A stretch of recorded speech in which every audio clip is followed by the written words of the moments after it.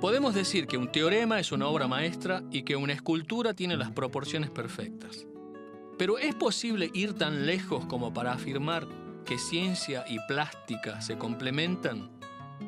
Tanto como para decir que sin sus cualidades de artista, Galileo no habría podido medir con asombrosa exactitud las montañas lunares, y que la pintura puede torcer las leyes de la reflexión y acomodarlas a su gusto.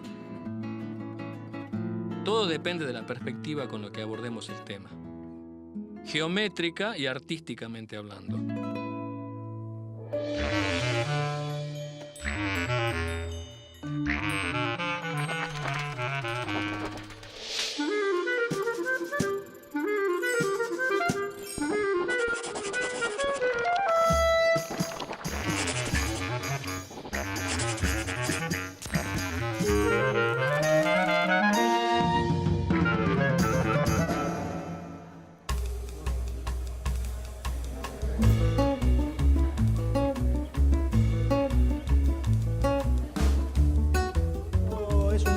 Tomado de una filmación.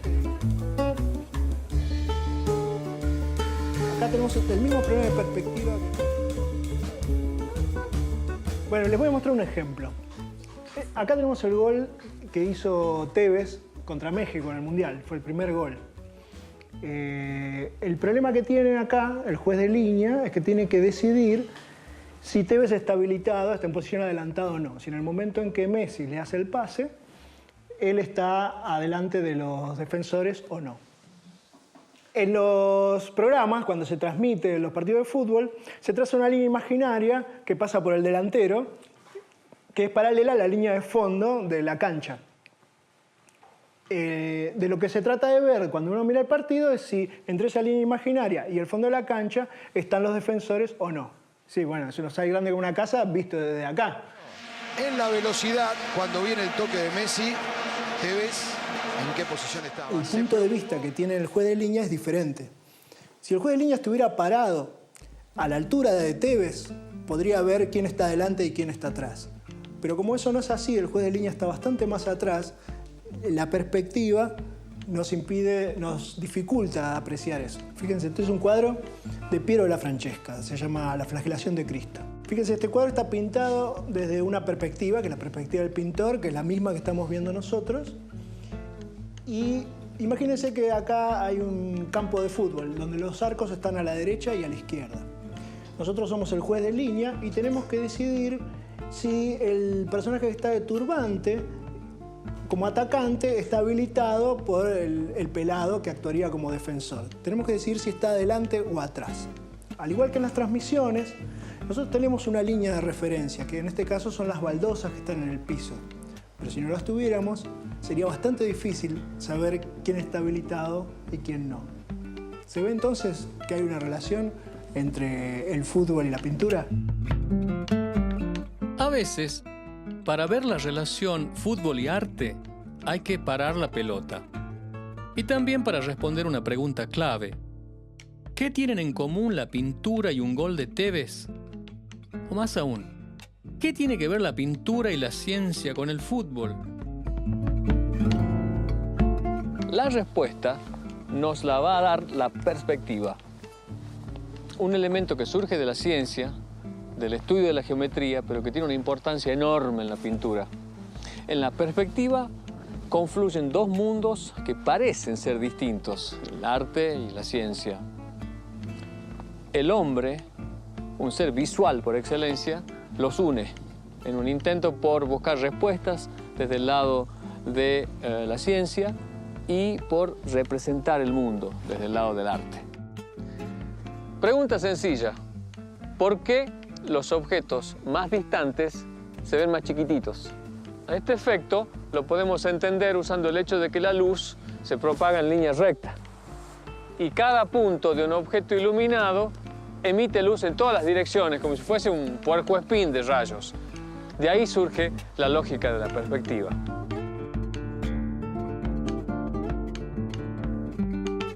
Mirar un cuadro o una escultura no significa solo orientar los ojos hacia un objeto. Por más que abramos los ojos, no tenemos observación sin la sensación de ver.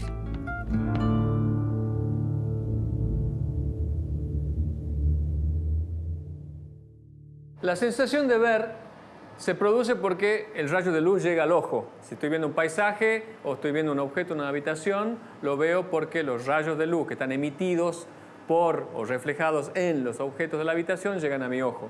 La situación es distinta cuando tengo, por ejemplo, un rayo láser. Un rayo láser es un haz de luz que se propaga como una línea en una sola dirección. Entonces, para verlo, la única forma sería mirarlo directamente al haz de luz donde se emite. Y eso es un poco riesgoso porque suele ser muy intenso. Otra forma de verlo es tirarle algo como polvo o en este caso nitrógeno líquido. Lo que pasa acá es que lo puedo ver porque lo que estoy viendo es la luz que se está reflejando en las moléculas del nitrógeno líquido. Si giro la cabeza lo sigo viendo. Esto lo habrán visto en las películas cuando se ve el haz de luz, cuando alguien pasa por las cajas de seguridad. En realidad el haz de luz se está viendo porque le están tirando polvo o algo para que la luz se refleje. En el experimento que hicimos, en el que yo aparezco detrás de los árboles, se me ve cada vez más chico a medida que me voy alejando, porque cada rayo de luz que estoy emitiendo en todas direcciones y que llega al ojo del que lo está viendo, ocupa un cierto ángulo del campo visual, y cada vez que me voy alejando, ese ángulo se va haciendo más chico, y si me alejo cada vez más, el ángulo se hace más chico y ocupa una fracción más chica del campo visual.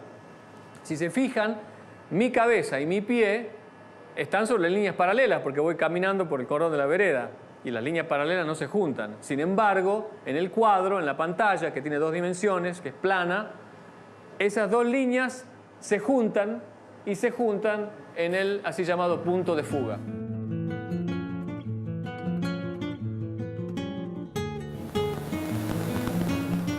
El uso que el arte hizo de efectos geométricos como la perspectiva fue perfeccionado en el siglo XV por el arquitecto italiano Filippo Brunelleschi. Y por cierto, no fue por casualidad que Brunelleschi descubrió las virtudes de ese juego racional de ángulos y paralelismos que es la perspectiva. Gracias a su interés en la matemática, fue capaz de idear una manera muy precisa de proyectar los volúmenes sobre el plano y crear la ilusión tridimensional en el cuadro.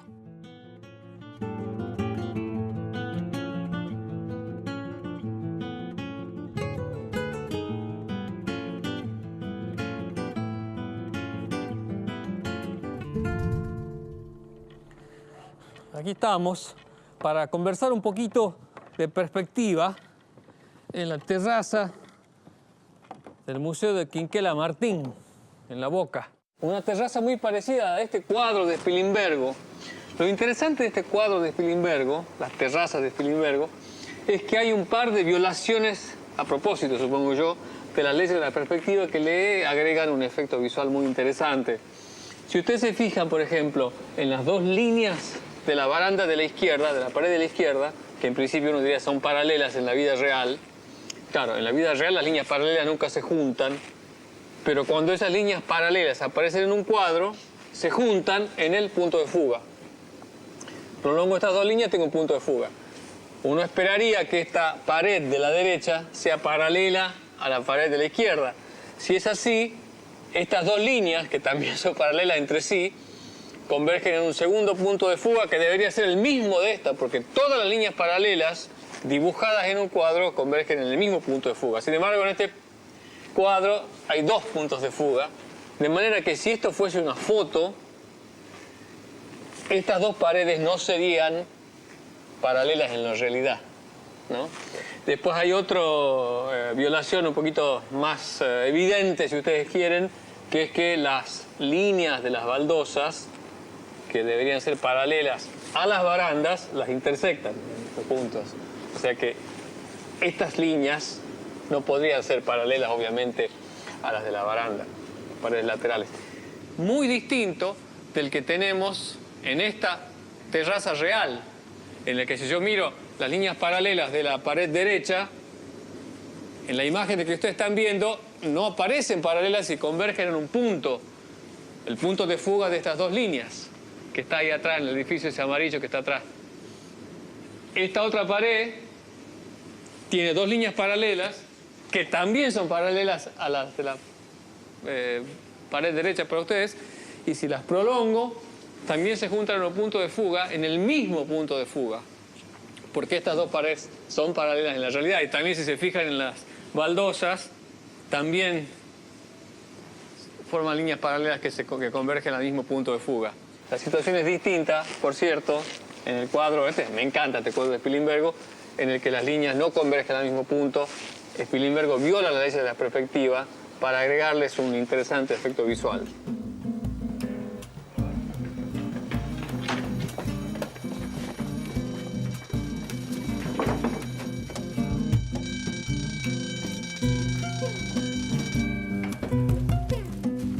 Pasaron 5 siglos, pero el préstamo que la ciencia le hace a Brunelleschi para obtener su método de perspectiva para la pintura es devuelto a la ciencia con creces.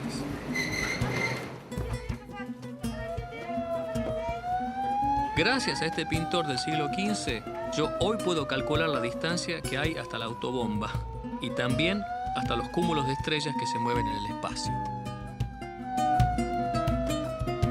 Una intersección muy interesante entre el arte y la ciencia está en una aplicación de las leyes de la perspectiva a la astronomía, ideada originalmente por el astrónomo Louis Boss para determinar la distancia de las galaxias.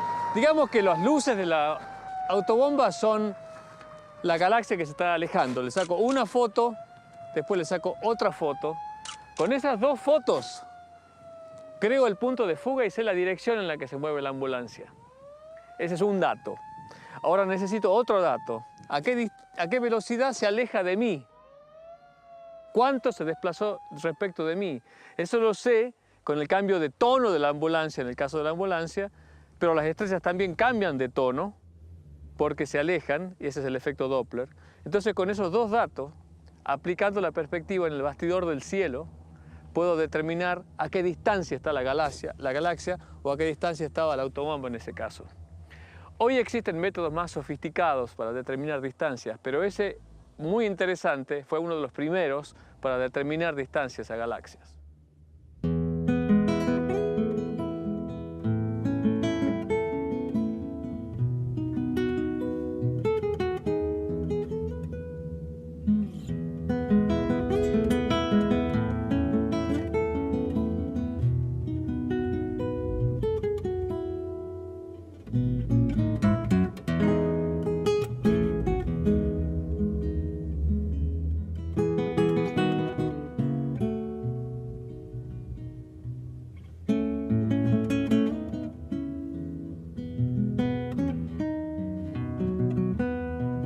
Al mismo tiempo que Brunelleschi estudiaba las leyes de la perspectiva, la ciencia se empezó a interesar cada vez más por las armonías del mundo.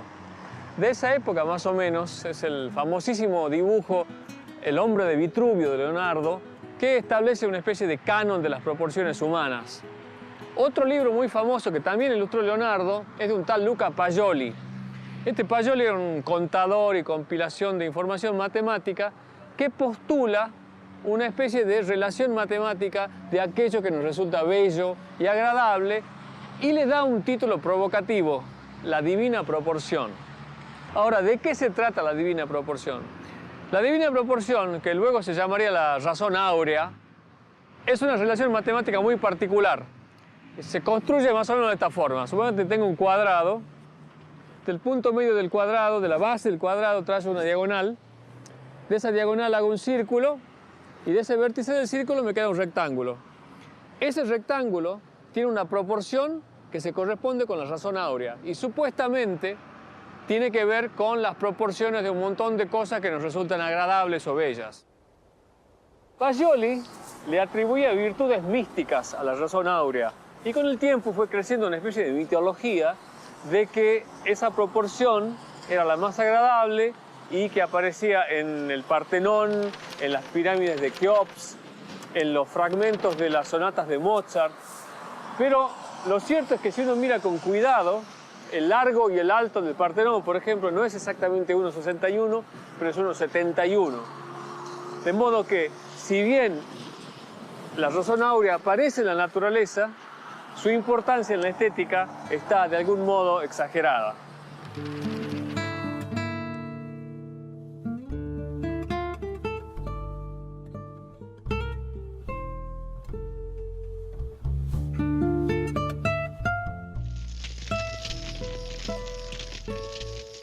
Un encuentro llamativo entre el arte y la ciencia se da a principios del siglo XVII y tiene como protagonista a uno de los grandes artistas de la ciencia, Galileo Galilei, que mira la luna en noviembre de 1609, la ve con un disco 20 veces más grande del que vemos a simple vista y advierte que el borde entre la parte iluminada y la parte oscura no es una línea bien definida, sino que es rugosa y hay partes claras en la parte oscura y partes oscuras en la parte iluminada. Y se da cuenta de que esas irregularidades eran sombras de montañas que había en la luna.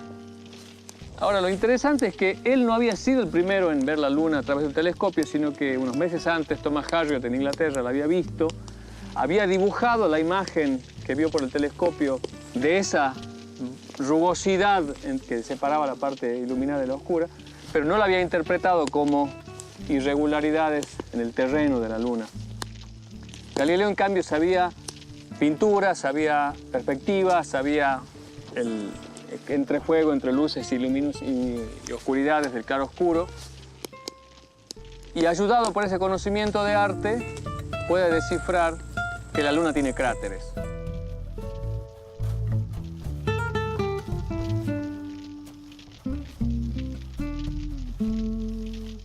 No solo eso, sino que al ver el movimiento de la sombra esa, no se sabía que era una sombra, es capaz de estimar la altura de los cráteres y se da con que eran más o menos de la altura de los Alpes, correctamente, la estima y le da correcto.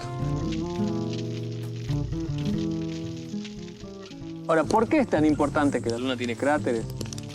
Porque la luna esférica tenía una importancia muy grande en la religión. Las imágenes de pinturas de esos tiempos eran de una virgen, la Inmaculada Concepción, parada en una luna perfectamente esférica. Galileo, en cambio, ve una luna con rugosidades y pinta unas 7 imágenes en sepia que son maravillosas, quizás no sean obras de arte, quizás sí, en las que se ve los cráteres pintados en una acuarela muy delicada y muy linda. Y el corolario de esta historia es que Cigoli, uno de los pintores importantes de Roma en esa época, usa la luna de Galileo, la luna con cráteres, cuando pinta por encargo la Inmaculada Concepción. Lo único que no se llama la Inmaculada Concepción, sino la Asunción de la Virgen, pero es un elemento muy lindo de la interacción entre el arte y la ciencia.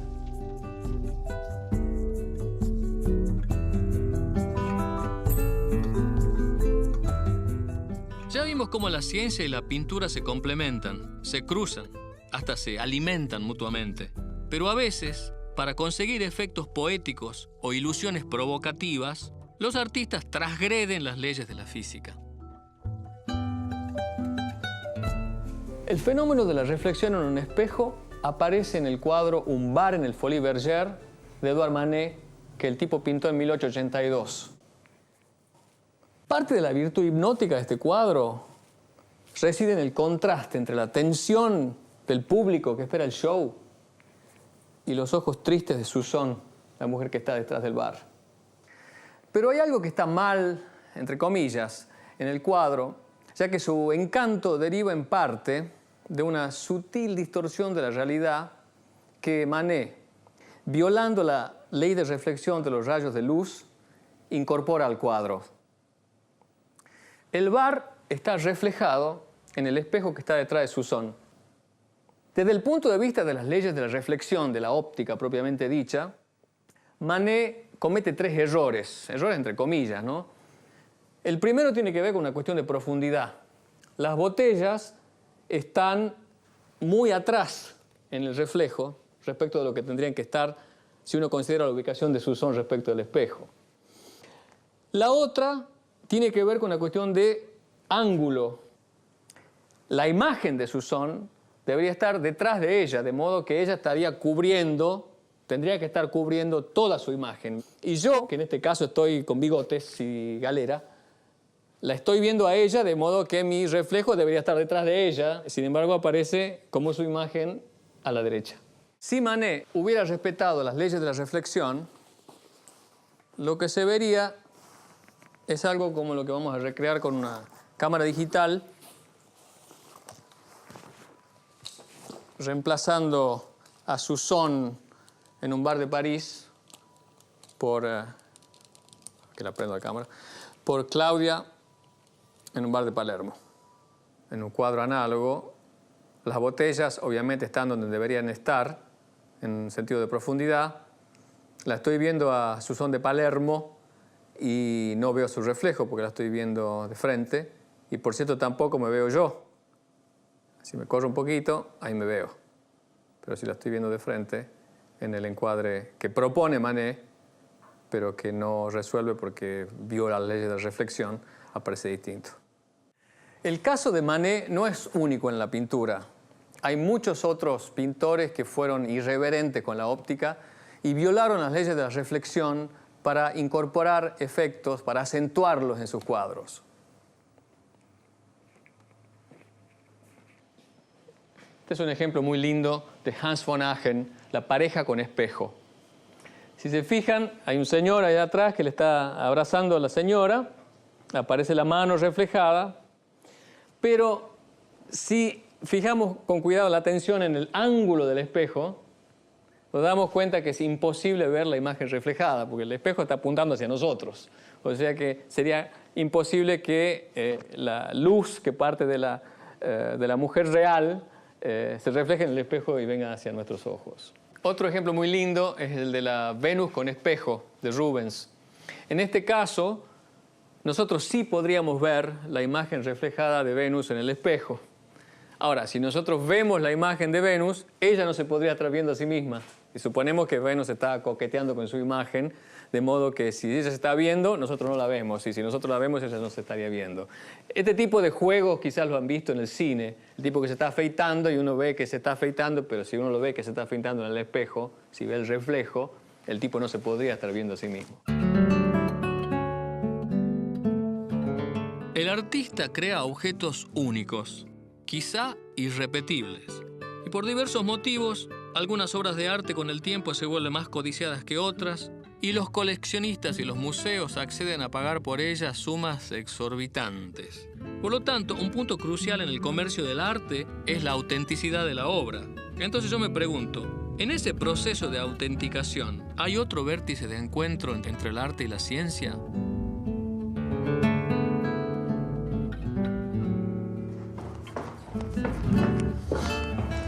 Disculpe. Sí, Buen decime. día. Tengo este fragmento de telar. Sí. Era de mi abuela. Y ella me quería convencer que esto era viejísimo, que era de los mapuches. No sé, Sí. no se me ría. A ver. ¿Será posible? ¿Usted me puede dar una ayuda con la datación de esto? Mira, para una datación más segura tendrías que ver a los antropólogos. Bien. En este momento no están ellos. Igualmente vos tenés información acá mapuche. Sí, por acá, mira. Mira, acá tenés información mapuche y aquí tenés telares mapuches que podés comparar, podés mirarlos. Pero bueno, más que esto yo no te puedo decir, tendrías que ver a los especialistas. Pero tengo entendido que en el centro atómico tienen unos equipos que bueno, te pueden ayudar Bien. a tener más información sobre este tema. Me voy para allá entonces. Como vos quieras. Sí. Bueno, Bueno. disculpa, pero hasta acá te podemos ayudar. No, muy útil, muy nosotros. útil. Muchas gracias, ¿no? Hasta luego. Chao.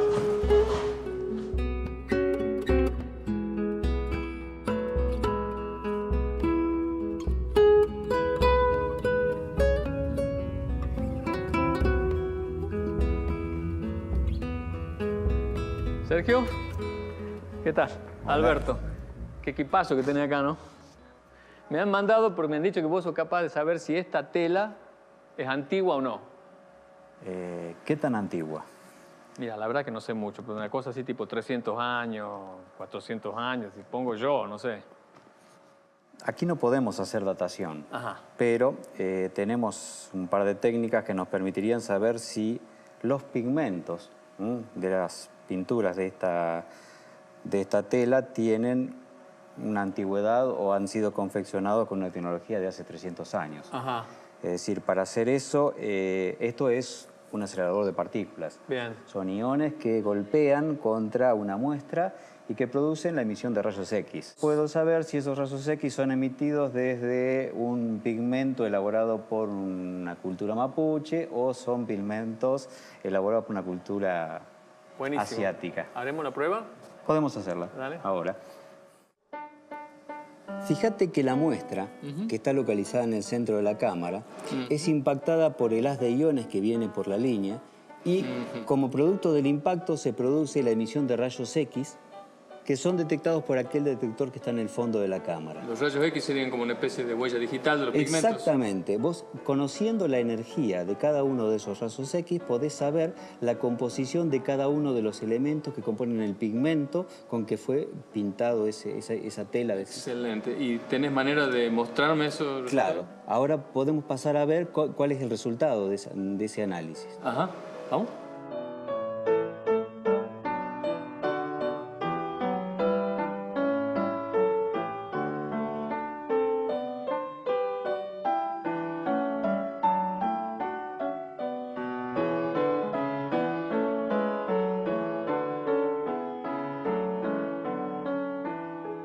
Bueno, aquí en este gráfico se puede ver bastante bien la diferencia entre la línea roja que corresponde a la sucesión, a la cantidad de elementos que tienen los pigmentos que tenían aquellos colores utilizados por los mapuches desde muy antiguo.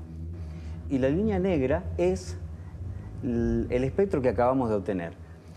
Vos ves que esencialmente son los mismos picos, salvo en una región donde hay una diferencia, pero dado que son casi todos los mismos elementos ¿Y las proporciones? Y las proporciones que componen la muestra, podemos llegar a decir que esta partecita de diferencia probablemente sea debida a las contribuciones de elementos que hemos ido volcando en ese telar por paso de mano en mano. Está bien. O sea que es compatible. Sí, son perfectamente compatibles. Ahora, si yo te traigo, ponerle una pintura de Leonardo, no me van a dar una pintura de Leonardo para que te la traiga, pero suponete que tuviese una pintura que me dicen que no está claro que es de Leonardo da Vinci, vos podías hacer el mismo análisis y decirme si la pintura es original o no. Bueno, no te quiero mentir. Tendría que decirte que sí, siempre y cuando yo tenga una muestra patrón de pigmentos de esa época para poder comparar. Los originales que usó, ¿verdad? Que usó Leonardo. Ahora, yo me quedo tranquilo, porque mi abuela tenía razón. Tu abuela tenía razón. Muchas gracias, Sergio. Chao.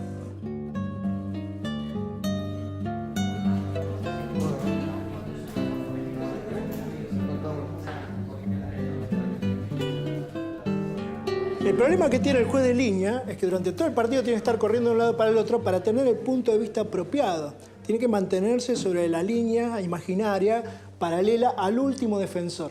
Y de esa manera puede evaluar si en el momento en que le hacen el pase a Tevez, él se encuentra adelante o atrás de esa línea imaginaria. Pero durante el partido, el juez no estaba exactamente en esa posición. Tenía una perspectiva de la situación y sabemos por la ley de la perspectiva que las líneas paralelas se ven inclinadas. De manera que si volvemos a preguntarnos, ¿el juez de línea veía a Tevez habilitado o no? La respuesta es sí. Bueno, sigo contándoles que la línea recta, en la perspectiva, siempre se vuelve a ver como una línea recta. Los hombres buscamos respuestas a través de la ciencia. Y en ese constante indagar el origen de lo que nos rodea, fuimos ideando maneras de representarlo, de dibujarlo, de pintarlo. De ese modo, la pintura y la ciencia van de la mano, y al indagar lo que una le aporta a la otra, vemos los paisajes del mundo desde ángulos inesperados. Los cruces de camino entre el arte y la ciencia son miles. Este ha sido uno de ellos.